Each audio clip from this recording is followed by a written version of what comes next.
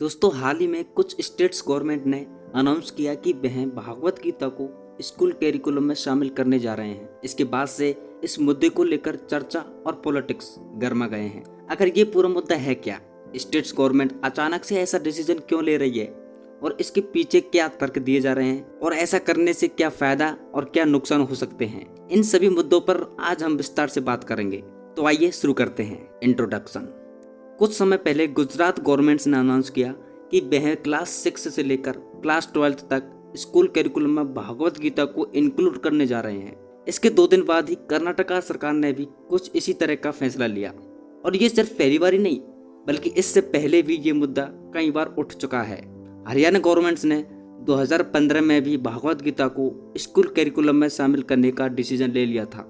दोस्तों, मेन मुद्दा ये है कि क्या भगवत गीता को स्कूल कैरिकुलम में इंक्लूड करने से सच में स्टूडेंट्स का कुछ फायदा हो सकता है, या यह सिर्फ एक आइडियोलॉजी से प्रेरित होकर किया जा रहा है। यानी चर्चा का विषय ये है कि इंडिया को लैंड ऑफ डाइवर्सिटी भी कहा जाता है। वहाँ भागवत गीता को स्कूल कैरिकुलम में इंक्लूड करना जस्टिफाई होगा? इसी से रिलेटेड एक और सवाल है कि सेकुलर कंट्री होते हुए भागवत गीता जैसे रिलीजियस टेक्स्ट को गवर्नमेंट स्कूल में इम्प्लीमेंट करना कितना सही है। आइए एक एक करके इन सवालों के जवाब जानने की कोशिश करते हैं। Gita should be taught in schools? Yes. सबसे पहले बात करते हैं इसके फीवर में दिए जाने वाले आर्गुमेंट्स की। यानी कि ऐसा होना चाहिए क्योंकि किसी भी देश का यूथ उसका फ्यूचर होता है और उन्हें ऐसे लिटरेचर की शिक्षा जरूर मिलनी चाहिए जिससे उनके अंदर अच्छे मॉडल्स का विकास संभव होता हो।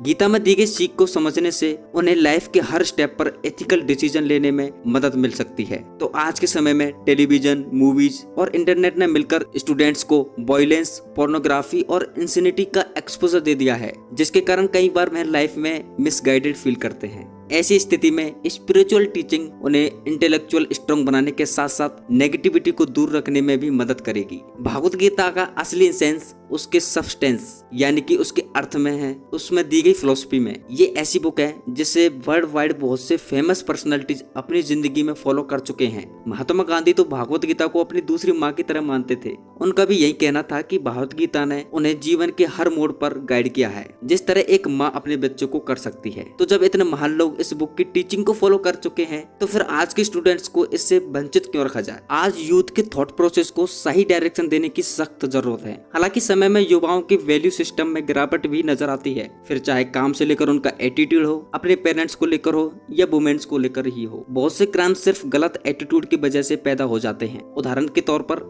अपने ही माँ बाप को घर से निकाल देना, महिलाओं को उपभोग की एक वस्तु समझ लेना। गीता का सही ज्ञान मिलने से युवा इस भड़काव से बच सकते हैं। दोस्तों, जब गीता की शिक्षा को स्कूल में शामिल करने से इतने फायदे हो सकते हैं, तो इसके विरोध करने की क्या जरूरत है? आइए समझते हैं इसके अगेंस्ट में दिए जाने वाले आर्गुमेंट्स को। नो। दोस्तों, विरोध का सबसे बड़ा कारण यही है कि भागवत गीता एक रिलीजियस बुक और इसे स्कूल कैरिकुलम में शामिल करने से एक डेमोक्रेटिक नेशन में भी जस्टिस और एक क्वालिटी के कंपोनेंट्स को खतरा हो सकता है। इसके अलावा ये फैसला कॉन्स्टिट्यूशन में दिए गए right to freedom of religious का वॉल्यूशन भी प्रूव हो सकता है।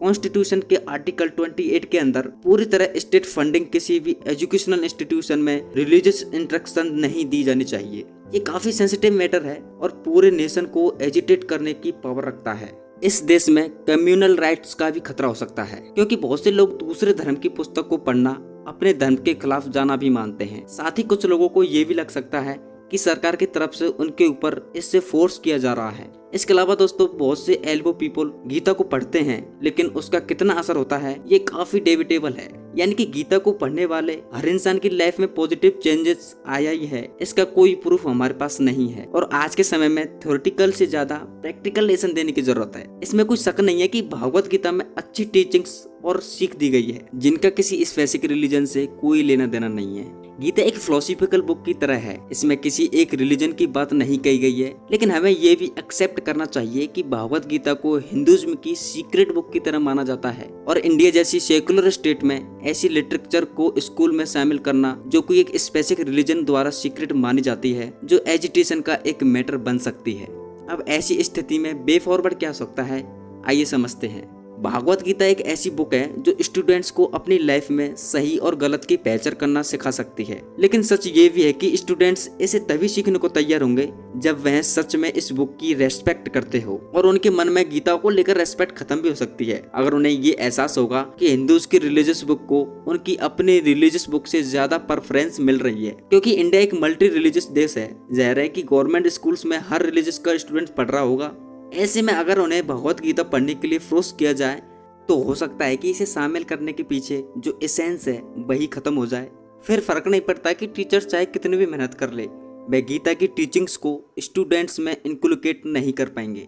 इसलिए बेहतर विकल्प ये हो सकता है कि गीता के साथ साथ बाकी रिलीजियस बुक को भी स्कूल करिकुलम में शामिल किया जाए, क्योंकि कहीं ना कहीं सभी रिलीजियस बुक जीवन जीने का तरीका सिखाती हैं। सभी में मॉरल टीचिंग्स को शामिल किया गया है। कंपलसरी के स्थान पर इन्हें ऐसे स्टूडेंट्स के लिए इलेक्टिव रखा जा सकता है जो स्पिरिचुअल बुक से बेनिफिट लेने के इच्छुक हो। इसके अलावा एक रास्ता ये भी हो सकता है कि पूरी बुक को करिकुलम में शामिल करने की जगह उसके कुछ स्मॉल पार्ट्स को लिटरेचर बुक में चैप्टर की तरह ऐड कर दिया जाए। इस तरह स्टूडेंट्स तक इसमें दी गई सीख बिना किसी कंट्रोवर्सी के पहुंच सकती है। आइए एक नजर इस बात पर भी डालते हैं कि कैसे गीता में दी गई फिलॉसफी आज के यूथ के लिए सेवर और गाइड का काम कर सकती है। Philosophy of Gita and its relevance. दोस्तों, इसमें कोई शक नहीं है कि आज हमारी जिंदगी में काफी ज्यादा स्ट्रेस और मिस गाइडेंस है। अक्सर हमें समझ नहीं आता कि लाइफ से आकर डील कैसे किया जाए। ऐसे में भगवत गीता की फिलॉसफी हमारी काफी मदद कर सकती है। इस बात को समझने की कोशिश करते हैं। भगवत गीता के 2 वर्स 47 कहता है, कर्मण्येवाधिकारस्ते मा फलेषु कदाचन माँ कर्म फल हेतु भूर्मा ते संगो सत्कर्मणि। इस श्लोक की कोर फिलॉसफी है कि अपने एक्शंस पर फॉलो कीजिए, रिजल्ट्स पर नहीं। ये श्लोक भगवत गीता के सबसे फेमस श्लोक में है। इसके जरिए कर्म के सिद्धांत को बहुत अच्छे से समझा जा सकता है। ये साइंस ऑफ वर्क्स पर 4 इंस्ट्रक्शन देता है। पहला, अपना काम करो लेकिन उसके रिजल्ट्स को लेकर चिंता मत करो। दूसरा ये है कि तुम्हारी एक्शंस का फल तुम्हारे एंजॉयमेंट के लिए नहीं है। तीसरा कि खुद को कर्ता होने का घमंड मत करो।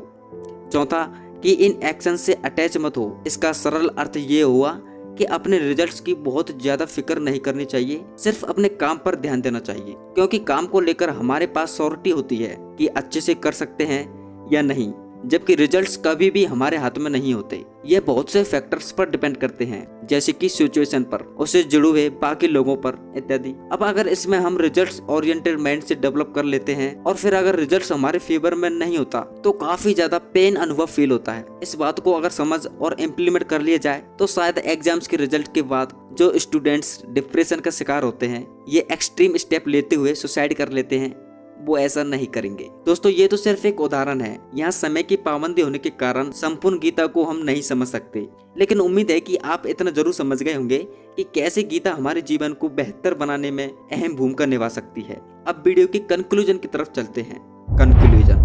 दोस्तों, भागवत गीता को लेकर चल रही कंट्रोवर्सी हमें याद दिलाती है कि एक सिमिलर डिबेट की जो कि योग को लेकर अक्सर होती दिखती थी। योग को भी एक पर्टिकुलर रिलीजन से एसोसिएट कर दिया जाता है, जिसके कारण कुछ लोग उसके फायदे लेना ही नहीं चाहते। लेकिन समय के साथ इस सोच में बदलाव आया है। आज सिर्फ इंडिया में ही नहीं बल्कि पूरी दुनिया ने योग को एम्ब्रेस किया है और इसमें हर धर्म के लोग शामिल है। इस तरह भागवत गीता के इंक्लूजन को भी रिलीजन की लेंस से ना देकर अगर सिर्फ स्टूडेंट्स के भले के नजरिए से देखा जाए तो किसी भी कंट्रोवर्सी की जगह नहीं रह जाती। आज के समय में हर किसी को एक फिलोसोफर, एक गाइड की जरूरत महसूस होती है और भागवत गीता की इस क्वालिटी को बड़े बड़े लोगों ने माना भी है। हम बस यही उम्मीद करते हैं कि एजुकेशन और स्टूडेंट्स के डेवलपमेंट को लेकर बेकार की पॉलिटिक्स ना हो और युवाओं को हमारे कल्चर के हर पहलू से रूबरू होने दिया जाए।